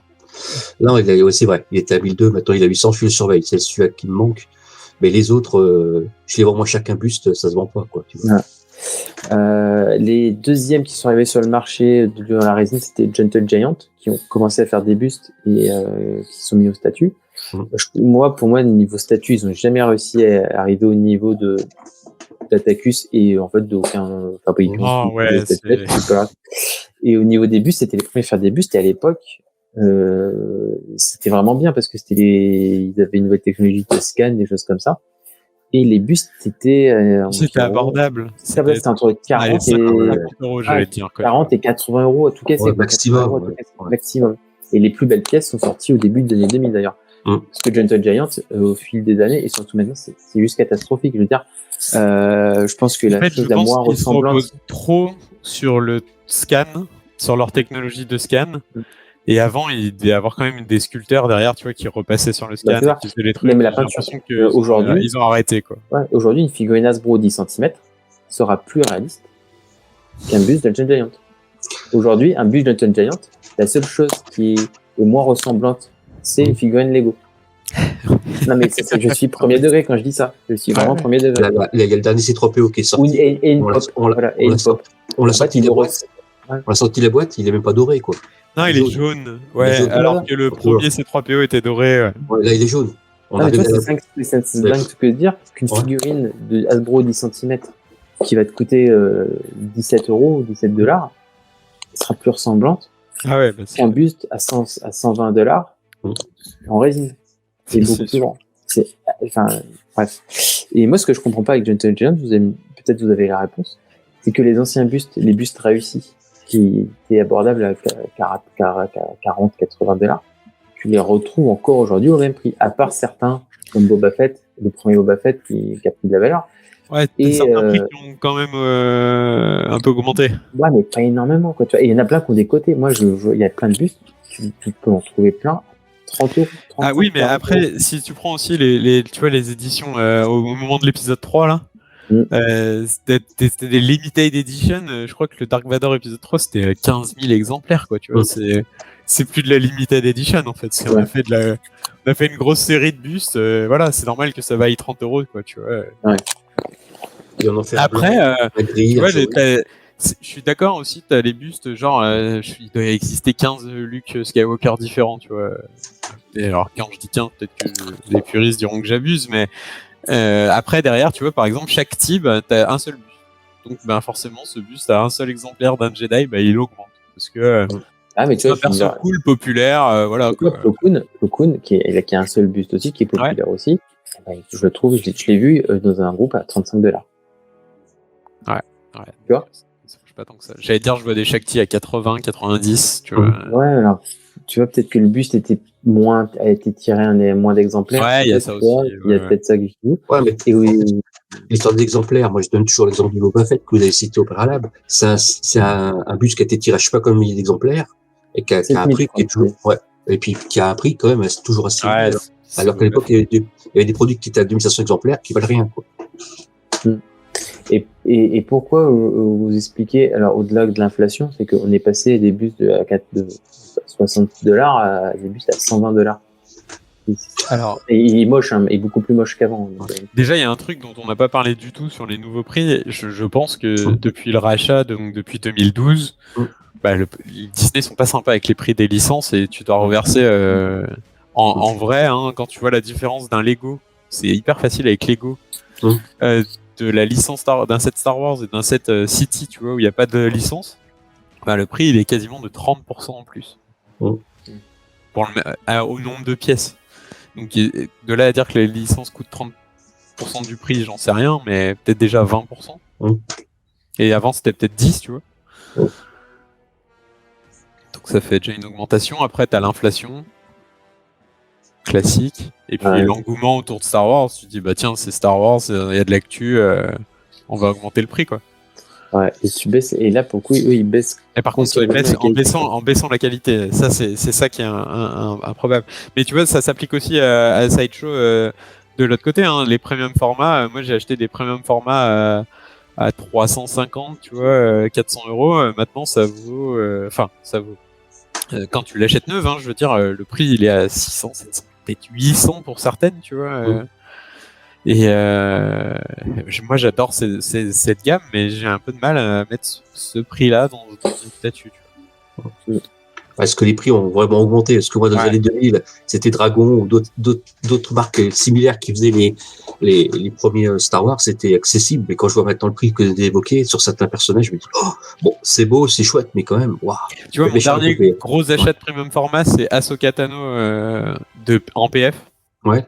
Et je l'ai commandé parce que j'aime beaucoup le personnage et que derrière, heureusement, tu vois qu'on te propose quelque chose qu'on proposait peut-être moins avant aussi, c'est les payment plans, tu vois, tu payes en 7 fois, en 8 fois ton truc. C'est ça qui aide aussi, mais bon, tu fais une préco comme ça t'occupe pendant 7 mois. Ça revient difficile d'acheter 10 statues en même temps de la même façon. Tu vois. Ouais, tout à fait, ouais. Après, il y a ce côté aussi, moi ce que je fais, c'est que souvent maintenant, je fais ça surtout pour les autographes, parce que je revends les autographes. Il y a ça aussi, tu peux. Et aussi, moi j'ai la chance dire que tes anciennes pièces qui sont peut-être pas moins bien, je sais pas, t'as un Stormtrooper d'il y a 10 ans, peut-être que le Stormtrooper qui sortira aujourd'hui sera peut-être mieux fini, ou la matière sera différente, tu vois, ça peut peut-être mieux plaire. Et moi, j'ai pas honte de le dire, mais ça m'est arrivé de par exemple de faire signer des autographes d'acteurs que j'apprécie pas plus que ça, mais je sais qu'ils jouent des personnages populaires et je sais que je vais pouvoir les revendre derrière. Bien sûr. Ça me plaisait pour financer ma collection en fait. Voilà. Tu vois, après là t'enchaînes sur un sujet dont je voulais parler aussi dans l'émission, c'est que t'as beaucoup de gens actuellement sur les reventes, etc., qui disent mais t'as vu au prix que tu revends, ça valait pas du tout ça à l'achat il y a 10 ans. Bah non, en fait, ça valait pas ce prix-là à l'achat il y a 10 ans, mais aujourd'hui il y a une cote. Alors il y en a certains qui vont traiter de profiteurs, de spéculateurs, mais en fait c'est juste la cote, c'est le marché, c'est l'offre et la demande, c'est comme ça en fait. Ouais, c'est ça. Et il faut pas s'étonner qu'un produit qui était fait il y a 10 ans et qui valait peut-être 100 €, aujourd'hui on vous le revend 300. C'est comme ça. Et on a parlé des cotes d'autographes, etc. C'est pareil, c'est la cote, c'est comme ça. Et c'est le prix marché, c'est le prix marché. Les spéculateurs, les vrais cons, les vrais spéculateurs, c'est par exemple, j'avais vu, il y avait une opération avec des Black Series qui était à 5 € chez une marque, un distributeur, voilà, c'était des figurines de Phasma qui étaient à 5 €. Et il y a des mecs qui la vendaient sur les groupes à 40. Alors qu'elle était dispo à 5 €, tu vois. Et vu qu'il y a des gens qui sont pas forcément au courant de ça, ils tombent dans le piège. Alors qu'après, c'est vrai que quand tu revends un objet... Ça, c'est un vrai truc de spéculateur, je suis d'accord, parce que l'objet est disponible en ce moment. Et après, tu vois, ton objet, il est plus dispo et qu'il a juste un prix sur le marché secondaire. En fait, et après, il y a une différence, tu vois, entre acheter une figurine à un prix donné et tu sais très bien qu'elle va augmenter, mais tu l'achètes en 2 exemplaires, un pour garder pour toi, pour revendre plus tard, mais t'attends vraiment que ça monte pour l'acheter, et en acheter 10 exemplaires et vraiment empêcher les autres d'en acheter, tu vois, on n'est pas dans la même ordre d'idée, tu vois. Ouais. Non, mais là, le marché différence que là, tu dis, je comprends ce que tu veux dire, en fait, d'avoir plusieurs pour revendre, pour équilibrer les achats, les sorties, les rentrées d'argent. Oui, mais tu vois, la différence, on en acheter juste un double et on acheter 10, tu vois. Ouais, ça, tout à fait, 10, tu vois. Ouais.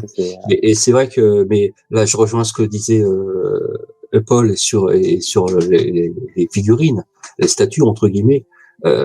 On met plus facilement 200 ou 300, 400, 100 € dans une figurine qu'on le mettrait dans un blister pour certaines personnes qui comprendraient pas. Sur le figurine, ils le voient.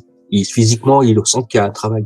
Sur un produit loose, le mec il dit c'est un bout de plastique, tu vois. Donc l'approche déjà visuelle est différente. C'est comme une dédicace. Pour certains, c'est un gribouillis, hein. Ça n'a aucune valeur. Bien sûr. Certains vont me dire mais ta dédicace d'Harrison Ford, ça vaut $1000, mais tu l'as eu gratos sur un tapis rouge, tu vois.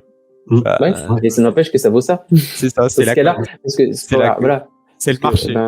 pour avoir une étiquette Dyson 3. Et j'ai l'impression que ces dernières années, il y a beaucoup de gens il y a de plus en plus de gens qui critiquent le marché, en fait. Voilà. Mais après, il faut pas oublier que, par exemple, une dédicace faut être gratos. Enfin, t'as attendu peut-être 7 heures, voire 3 jours. T'es bien placé pour le savoir devant un hôtel pour avoir ça c'est ce que je veux dire. C'est comme moi qui sais où acheter les figurines pas chères. C'est comme vous qui savez qu'il faut attendre 7 heures, 8 heures. Après, c'est le business. Je veux dire, on a, voilà, ça fait partie du milieu. Je veux dire, quand tu as 40 ans que tu collectionnes, bah, tu sais que dans le groupe de collectionneurs, tu peux trouver tel produit et tel autre que tu auras beaucoup moins cher. Après, c'est aussi la finalité, c'est que le fait d'échanger notre savoir, notre culture sur les jeux et compagnie, sur les autographes, c'est montrer que derrière il y a du travail. C'est-à-dire que quand tu dis que t'as une signature sur un tapis rouge, ça vaut rien, je m'excuse. Il faut déjà savoir qu'elle était là, t'as attendu 10 heures ou 15 heures, donc c'est différent. Bah, c'est du temps, c'est de la main d'œuvre, hein. C'est bête, mais c'est de la main d'œuvre de la personne qui a attendu. Tout à fait, et puis il fallait savoir qu'il était là à ce moment-là aussi. Bah, exactement, c'est des renseignements, c'est du relationnel et tout ça, c'est du travail. Mais c'est vrai que là, quand Paul parle de prix marché, moi j'aime bien cette expression-là parce qu'en fait, beaucoup de personnes se basent sur les prix eBay, sur les prix Vinted, mais non, c'est pas le prix marché, ça. Ça, c'est le prix illusion, comme j'appelle. Parce que les gens vont peut-être un prix, dire, 800 €, ben, c'est ça, non, c'est 800 €. Je dis toujours, si tu vois un prix d'un produit sur une vente en ligne, c'est qu'il est trop cher. Parce que s'il est pas cher, il serait pas en ligne. Il serait déjà vendu. Il acheté. Voilà. Je dis toujours ça. Quand tu vois un prix qui dit, il vaut 800 et ça vaut ce prix-là, non, ça vaut pas ce prix-là. Parce que s'il valait vraiment 800, il serait plus sur eBay, il serait vendu. Donc les prix que tu vois, ce n'est pas les prix de marché, c'est les prix flambés. Voilà. Le prix marché il disparaît dans la seconde qui suit. Voilà. Donc il faut être vigilant par rapport à ça aussi. Où les gens disent ta statue vaut tant, non, elle vaut 800, non, elle vaut pas 800. Le prix marché, tu as des magasins qui vendent 270 € une statue, et si tu veux la vendre rapidement et bah tu la vends 150, et c'est sûr qu'elle se vend dans la journée, elle est vendue. Voilà. 270, il faut attendre quelques temps, quelques mois, quelques années pour pouvoir la vendre, parce que la personne cherche ce produit à ce moment-là. Ouais. Et on avait une discussion aussi avec Paul et Mathieu de Met Inbox aussi, c'était en fait un produit dérivé, ça vaut ce que toi tu lui aussi la valeur que tu lui accordes, parce que par exemple on parlait c'est la marque Regal Robots qui est gérée par Tom Spina, qui est quelqu'un qui travaille sur les props de films, qui avait recréé l'échiquier des Dégéric, qui vendait alors la table à part et chaque figurine à part. Et ça valait, je crois que c'était $500. $500 la figurine, La figurine. Et il y en a au moins, je sais pas, une dizaine. Mais c'est pareil, on parle de, tu vois. En fait, ce que je dis, fait à la main. C'est ça. Mais moi, ce que je disais, que je comprenais pas, c'est, je comprends pas, ça reste, c'est pas exactement le même que dans le film. Ce serait exactement, strictement le même que dans le film. Je dis pas. Si. Non, parce que c'est de la résine. Et dans le film, c'est du latex. C'est du latex, oui. Et sauf que le problème du latex, c'est que c'est une reproduction qui n'est pas 100% accurate. Donc, du coup, ça ne justifie pour moi moins ce prix-là. Mais c'est mon point de vue, tu vois, et je comprends très bien que pour certaines personnes. Ouais, moi j'adore ces produits, on peut pas les acheter chez nous, malheureusement. Tu peux te poser une question sur les cartes de Stormtrooper faites en Angleterre par le fondeur de Canoë, là, comment il s'appelle, vous avez été avec chez Answorth, où en fait le gars dit qu'il a fait les armures, mais il y en a qui disent que non. Donc, tu vois, donc mais c'est compliqué, voilà. Pourtant c'est un produit qui, si c'est le vrai, vaut pas ce prix-là, si c'est le faux, vaut pas ce prix-là non plus. Voilà. C'est comme là, il y a ma femme qui m'envoie un texto et qui me fait une remarque très pertinente, c'est qu'on parle des produits dérivés, mais on n'a pas parlé des vêtements. Et toi, je sais que par exemple, Paul, t'es un gros collectionneur de baskets Star Wars. Il y a un gros marché de la basket Star Wars. J'en ai quelques-unes, Déjà, le marché de la basket en général. Ouais, la sneakers en général, c'est Est-ce que la sneaker Star Wars, c'est un gros... Bah, en vrai, moi j'aime beaucoup les baskets, c'est parce que j'en mets tout le temps. Et quand il y a eu des Star Wars, c'est vrai que j'ai acheté des baskets que je ne porte pas. C'est la première fois que j'ai fait ça. Mais ça, je peux comprendre, tu vois. Je peux pas ouvrir des Lego. Ça, je comprendrai jamais. Et c'est vrai qu'il y a un gros second marché. Je ne crois pas que, en vrai, la sneakers Star Wars, elle a explosé. Non. Je pense que c'était un super investissement, mais Moi, après, j'aime ça. Tu vois, t'es pas, enfin, c'est pas une conclusion, mais t'es pas obligé d'acheter aussi pour investir forcément de l'argent dedans, quoi. C'est juste parce que ça te fait plaisir aussi. Tu vois, et en parlant de vêtements, il y avait Columbia qui avait sorti. Je sais que quand même parler de ça au début. Ouais. J'ai les Columbia, donc ils avaient sorti des répliques des manteaux de Han Solo, de Leia et de Luke de l'Empire contre-attaque. Ouais. C'est vraiment quasiment les mêmes que dans le film, mais en version doudoune que tu peux porter au quotidien. Et en France, il n'y en avait que 400, il y en avait 1980 exemplaires dans le monde, et en France, il n'y en avait que 400 exemplaires. Et moi, j'ai ma femme qui me l'a offert pour Noël et l'anniversaire. Donc, du coup, j'ai la version Han Solo et tout. Et en fait, tu dis que c'est un vrai produit collector parce que c'est quand même, c'était 400, non, c'était 500, 500 euros. 500 euros, ouais, 500 ou $, je sais plus. Ça coûte cher. Et ben, je l'ai mise et je l'ai abîmée et je suis très content. Et d'ailleurs, faut que je la mette au pressing parce qu'elle a un peu changé de couleur. Moi, je voulais acheter la bleue, tu sais, de l'Empire contre-attaque. Ouais, parce que l'année d'après, ils ont sorti de l'équipe de tournage. Mais en fait, moi, je me souviens pour la mienne, hein, parce que en plus, les vêtements, c'est par taille. Donc, t'as le S, M, XL, XXL. Alors, autant te vous dire que on voulait du XL, quoi. En M, ça se vend beaucoup plus cher qu'en XXL ou en XS, quoi. Parce que c'est la taille est la plus commune. Ouais, et sur les galères pour en trouver. Hein. Ouais, moi, sur les vêtements, parce que je suis un peu plus le textile, parce que j'ai envoyé des news à Paul, la console textile, chez des copains qui sont commerciaux dans des boîtes de textile, que ce soit, je peux le citer, il y a Adidas qui va sortir quelque chose cette année. Il y a, comment ça s'appelle, je sais plus le nom. Une marque de snow et skate.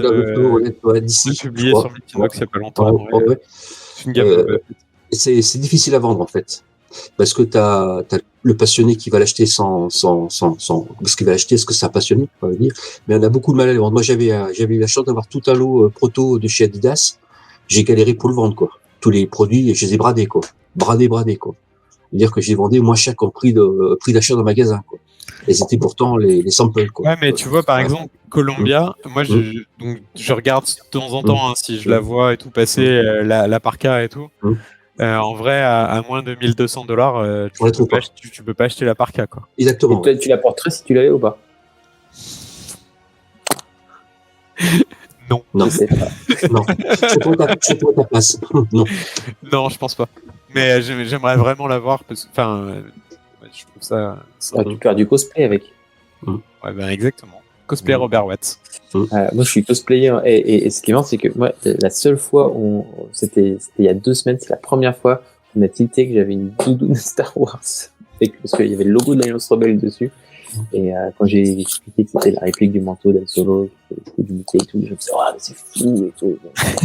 Et pour le coup, c'est Columbia, c'est des vêtements. Ouais, c'est une super qualité. C'est une super qualité. Et si tu mets pas la ceinture avec le blaster par-dessus et la casquette avec les lunettes et tout, ben ça peut passer comme une doudoune normale, quoi. Alors, quand tu regardes les coutures, les choses comme ça, non, c'est vraiment la réplique du film.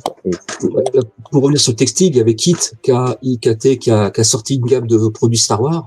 Ça s'est pas vendu tant que ça. Pourtant, les produits, c'est des produits qu'on voyait jamais, quoi. Il y a un mois que c'est sorti, ça a galéré pour vendre les produits. Ils ont galéré, quoi. Et pourtant. Mais après, tu vois, c'est vraiment aussi une question d'engouement parce que Adidas, moi, pour acheter j'ai voulu acheter les Stan Smith gros goût. Oui. Si je m'étais pas connecté à minuit 10, il y en avait plus, quoi. Oui, déjà, ouais. C'est vrai. C'est vraiment ça dépend du produit, le marché. Il y a beaucoup la folie des planches de skate aussi, tu vois, en ce moment. J'ai l'impression que ça marche bien. Mais c'est c'est c'est l'air du temps aussi, tu vois. Ouais, c'est ça, qui veut ça. Ouais. C'est à la mode. Voilà. Et après, vous pensez, parce qu'on là, on a dépassé l'heure d'émission, temps de commencer à couture. Je suis pas parti faire dodo. Félicitations. Bravo. Moi, je vais juste parler d'un dernier produit dérivé un peu atypique, c'est le vin de George Lucas. Parce que George Lucas a sorti des bouteilles de vin. Et alors moi, j'y connais rien dans le marché du vin. Et est-ce que, par exemple, une bouteille alors il a un vignoble en France. J'ai de la chance d'avoir quelques bouteilles. Toi, Paul, t'as carrément des bouteilles du Skywalker Ranch, c'est ça? Ouais. Alors moi, par exemple, j'aime pas boire. Il est pas bon. Pas Ah bon, voilà, c'était non. ma question. Non, c'est du. Alors après, voilà, c'est parce que le vin américain est très sucré. Enfin, Ouais. C'est du chardonnay en c'est- plus, qui a produit. c'est pas quelque chose que j'aime beaucoup, mais voilà, ouais, j'ai juste une bouteille. Voilà, histoire de. Tu vois, le vin de George Lucas, alors je crois que j'avais 3 bouteilles de rouge et 3 bouteilles de blanc. Bronzé. Ouais. J'ai consommé une bouteille de blanc et une de rouge, et les 4 autres. Moi qui suis pas fan de boire du vin, bah, je les ai gardés tels quels en objet de collection, quoi, tu vois. Mais du coup, est-ce que sur le marché du vin, c'est des bouteilles qui cotent ou pas du tout? C'est juste un truc de fan. Alors, les avoir. je crois en avoir entendu parler, enfin, que j'ai un pote qui en avait parlé à un caviste, et le caviste, en gros, a rigolé. En fait, c'est toute la poésie qu'il y a derrière, quoi. Quand tu vas aux États-Unis, les vignes, c'est les vignes de George Lucas, il y a tout l'environnement qui est bien fait, qui est bien, la culture est là, les packaging sont là, il y a les cérémonies, t'es cast member, c'est-à-dire que tu fais partie d'un groupe d'élite qui va avoir tel produit. Mais après, ça reste le chardonnay, quoi. Ça reste un vin basique, quoi. Ouais. Et pour le vin français, je pense qu'il est avant tout destiné à partir à l'étranger. Exactement, ouais. Et que en fait, ça fait bien de dire tenez, c'est le vin de George Lucas qui vient de France. Ouais. Vraiment, je pense qu'il y a la com, quoi. Ouais, je pense qu'il y a un peu Bah, comme font tous les Américains, hein. Ils ont tous des vignes en France et qui ramènent aux États-Unis. Voilà. Alors, pour conclure, j'ai une dernière question à vous poser. Est-ce que vous pensez que dans 50 ans, notre collection va valoir le quadruple de ce qu'elle vaut, ou ça vaudra plus rien? Putain, pardon, j'ai dit un gros mot. C'est pas grave. T'en as dit Alors, 50 moins de Sylvain déjà. honnêtement, ça fait quoi? Ça fait, on va dire, 30 ans que je vois le marché comme je vois le marché au quotidien, quoi. Je dirais pas aussi pointu que vous avez actuellement avec vos yeux tout jeunes et plein d'engouement. Mais, je pense qu'à un moment ou à un autre, il y a, c'est culturel. Je pense que ça fait partie de nouveaux modes de consommation qui n'existaient pas avant, comme on faisait des ticket toys, on faisait ce genre de choses. Ce qu'on disait, on évoquait ça hier soir. Le marché, les personnes âgées qui collectionnent les voitures, il y en a plus. Voilà. Maintenant, c'est que des jeunes qui collectionnent pas les voitures, les petites voitures. Je pense que Star Wars a eu un renouvellement de génération. Ça, c'est sûr. Et maintenant, est-ce que ce renouvellement de génération va perdurer et pas s'user? Parce que moi, je suis plus usé qu'autre chose maintenant Star Wars. C'est peut-être parce que les séries films qui sont sortis qui m'ont complètement déçu. La dernière série qui est sortie qui m'a un peu perturbé, quoi. Sentiment, quoi. Je suis à me demander si c'est bien Star Wars que j'ai bien vu en 77 quand j'étais tout gamin. Et je pense pas. Honnêtement, je pense que ce sera un autre mode de consommation sur d'autres produits. Voilà. Mais ça restera toujours, comment dire, les collectionneurs aujourd'hui, ils existent, quoi. C'est des collectionneurs comme moi, quoi. C'est des mecs qui ont baroudé, qui ont de l'argent de côté et qui s'usent aussi. Voilà. C'est-à-dire que moi, maintenant, je suis moins enthousiaste à acheter des pièces qu'il y a 15 ans en arrière. Tu vois. J'ai plus plaisir à vous avoir aujourd'hui autour d'un écran ou vous avoir à côté d'un verre sur une convention. Voilà. Parce que la partie achat, j'ai pu la faire, je peux encore la faire, mais j'ai plus le même désir, en fait. Tu vois, j'ai plus la même passion. Ouais. Voilà. La passion, c'est parce qu'on trouve tout maintenant. Voilà. C'est qu'avant, on trouvait pas tout. Maintenant, c'est qu'une histoire d'argent. Si tu veux une figurine très rare, si t'as de l'argent, tu t'achètes, tu l'as. Voilà. Alors qu'avant, non seulement tu la trouvais pas, et elle valait très très cher. Maintenant, tu en trouves en profusion et les prix sont adaptés. Voilà. Alors sur l'avenir, franchement, voilà. Non. Je sais que la prochaine convention CQC, c'est déjà bien. Ouais, et toi, Polo? Alors, moi, je suis pas de vin. Je dirais que à court terme, mais à court terme de 10 ans, nos collections elles vont monter. Je vois pas les prix baisser quoi que ce soit. Pour tout ce qui est la collection vintage, entre guillemets, d'ici 20 ans, je pense qu'il va y en avoir pas mal sur le marché parce que tu as des entre guillemets vieux collectionneurs qui approchent un certain âge et qui malheureusement en fait leurs collections elles vont se retrouver à la vente par leurs enfants, de trucs comme ça. Donc je pense que d'ici 20 ans il va se retrouver avec beaucoup de produits très vintage et que le marché va tomber. Et après te dire à 50 ans, je pense que dans 50 ans ma collection perso elle vaudra plus rien. que mes enfants ils seront passés à autre chose, que il y aura peut-être tellement mieux ou qu'il y aura autre chose que Star Wars et Star Wars redeviendra un peu une niche comme dans les années 2010 quoi. Ouais. Je pense qu'on va revenir à un marché de 2010 d'ici 10 ans. Ben moi je pense que ce sera lié à la bonne santé de la licence, tout simplement. Ouais, bah c'est un peu ce que je pense aussi, mais je pense que c'est vraiment. Je pense que enfin. Tu vois, je vois pas Star Wars. En fait, ouais. c'est con ce que je veux dire, mais j'ai du mal à voir Star Wars faire comme Marvel actuellement. Et je pense qu'il va falloir une vraie pause où pendant plusieurs années, on va pas te donner de contenu. Ah, tu vois, déjà pour le cinéma, c'est déjà le cas. Ça commence à être le cas. Parce que si Rogue Squadron s'est bien maintenu en 2023, ça fera 4 ans sans film Star Wars au cinéma. Ah, mais à l'époque, c'est rien. Ouais. Mais récemment, on a eu 6 films d'affilée. Moi, je serais plus sur de dire il faudrait 10 ans sans film. 10 ans sans épisode, peut-être. Ouais. Tu vois. Mais déjà, je pense que déjà, là, on va repartir sur un rythme a priori, de un film tous les 2 ans. Déjà, ça va se calmer. Et par contre, je pense que niveau série télé, ça, on en aura. Ouais. Mais après, c'est aussi le marché actuel, tu vois, qui s'est tourné vers la série télé. Alors, j'ai l'impression que le format série télé fait aussi que les produits qu'on a sont plus éphémères, tu vois. Mais aussi, ouais. Mais par exemple, tu vois, là, je suis tombé sur des autographes d'Oscar Isaac en vente. Et sur Podamron, c'était $80. Sur Moon Knight, la série Marvel qui est pas encore sortie, c'était 200. Ouais, tu vois, pour te dire que, en fait, je pense que la valeur de ta collection est très liée à l'actualité du moment. Ouais, bien sûr. Ou alors, tout dépend aussi du vivier de collectionneurs. Exact. Du marché, encore une fois. Parce que aujourd'hui, je reviens toujours à ça, mais bon, c'est un peu mon indice Big Mac à moi, c'est les autographes d'Harrison Ford. Et aujourd'hui, t'as un vivier de collectionneurs qui sont, on peut dire, cadres supérieurs, qui ont un budget pour s'en acheter et qui en veulent, qui a une vraie demande.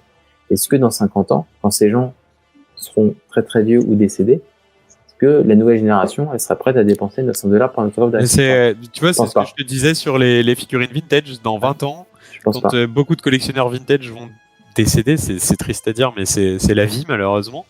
On va se retrouver avec un marché inondé et des figurines qui valaient peut-être $1,500. En fait, on va se retrouver à en avoir 50 en même temps sur le marché, donc au final, vont valoir peut-être 100. 50. Non, mais je pense qu'il y aura à terme une vraie décote, quel que soit parce que même, imaginons Star Wars dans 100 ans, il y a encore des choses qui sortent. En fait, les gens sont peut-être beaucoup moins intéressés par les choses qui sont sorties il y a 30 ans maintenant que les trucs. Non, juste il y a 30 ans, quoi, tu vois. Juste les produits qui seront sortis il y a 30 ans. Toi, nous, on surfe sur les produits. Après, nous, on surfe aussi sur les produits qu'on a aimé étant enfant. Enfin, tu l'as montré avec les figurines au début de l'émission. Peut-être que ton fils, dans 30 ans, il te demandera les figurines du Mandalorian. Il cherchera des figurines du Mando. Bah oui, moi c'est bien, j'en ai. Non, mais je te dis de Mando, il sera plus grand donc, de ce qu'il y a d'après, mais enfin, un enfant aujourd'hui qui a peut-être eu des figurines du Mando, peut-être que dans 30 ans, il sera adulte et il dira attends, on me ressort une figurine du Mandalorian, j'adorais ça quand j'étais petit, j'en veux une, quoi. Voilà. Moi, je pense que de notre vivant, ça dépotera, mais notre mort, ça vaudra pas non plus rien non plus, tu vois. Par contre, je pense que quand nos enfants seront eux vieux, là, ça vaudra peut-être beaucoup moins de choses. Ouais, c'est sûr. Je leur dirais, vendez. Ouais, mais c'est on collectionne pas pour nos enfants, on collectionne pour nous, parce que nos enfants, ils en ont rien à foutre. Moi, ça me pose des questions, voir les choses différemment. Je penserais à rien, mais oui, je collectionne pour moi, et si après, je peux en faire profiter mon enfant, bien sûr, je vais lui en faire profiter. J'ai dit à mes fils, là, j'ai eu mon fils, le grand, au téléphone, là. Je lui disais, tu sais, ça, parce qu'on parlait des figurines que j'avais vendues et toutes ces choses-là. Il me disait, mais est-ce qu'il reste ça ou ça? En fait, ils s'en foutaient complètement. Voilà, quoi. J'ai dit, il me reste encore ces cartes-là. Autre chose, puis ou pas, mais on verra. On peut pas savoir à l'avance. Ouais. C'est la PlayStation Jack, c'est PlayStation 5 en ce moment et jouer à Dune, le prochain jeu. Voilà. Ce qu'ils m'ont dit. Voilà. Voilà, bon, et ben écoutez, je pense qu'on a fait le. Enfin, on peut encore en parler pendant 3 heures. Ouais, hein, tu nous connais, on pourrait refaire le monde. Mais voilà, on va arriver à 1h30 d'émission déjà, alors qu'on s'était dit qu'on ne dépasserait pas les. C'est pas 1 heure. Voilà, bon, bah écoutez, je pense j'espère qu'on a fait à peu près le tour. Il y a plein de marques qu'on n'a pas parlé, comme Hot Toys, notamment, mais bref. On peut pas parler de tout non plus. Alors qu'Hot Toys, c'est la meilleure marque sur le marché au niveau collector. Acheter des Hot Toys, c'est la meilleure marque. Voilà. Et ben, j'espère qu'on se retrouve vite tous les trois pour une nouvelle émission collector sur de la thématique. Moi, je vais vous rappeler les anciennes émissions Star Wars en direct que vous pouvez écouter, à savoir l'émission qui débriefe le trailer de la série Obi-Wan Kenobi. Et vous avez aussi une émission qui revient un peu sur l'actualité de ces derniers jours, à savoir l'ouverture de l'hôtel Disney en Floride et du décès de l'auteur de l'Empire des Ténèbres, un comics vraiment pas terrible. Mais ça, c'est mon point de vue. Et n'oubliez pas que vous pouvez aussi passer sur la boutique de Star Wars en direct pour vous acheter des super t-shirts avec des super designs créés par notre ami Danny Pépin. Voilà. Et puis voilà, n'hésitez pas à nous soutenir justement pour pouvoir avoir de nouvelles émissions encore plus fraîches de Star Wars en direct. Messieurs, moi je vous souhaite une très bonne soirée, une très bonne nuit. De même. À très vite, avec grand plaisir. Voilà, et on se retrouve sur un nouveau thème. Et puis de toute façon, dans 2 mois, on se retrouve tous à QC pour parler de Star Wars et ce que représente Star Wars dans nos vies. Voilà, ça sera le thème. Écoutez, bonne soirée. Que la force soit avec vous. Et puis à très vite. Salut. Bientôt.